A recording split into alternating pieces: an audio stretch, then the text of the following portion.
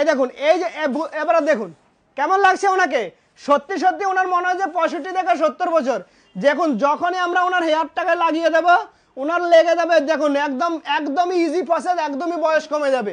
Minimum 40 থেকে 45 বছর, minimum 15 বছর কমে গেছে। আপনারা দেখতেই পাচ্ছেন, যেটা আমরা শুরু থেকে বলছি এখনো বলে যাচ্ছি, শুরু থেকে এখনো বলে যাচ্ছি আমাদের ফ্যান্সি লুকে যে আসবে। দেখুন আমরা বারবার বলে যাচ্ছি যে ভারতকে টাক মুক্ত করে দেব।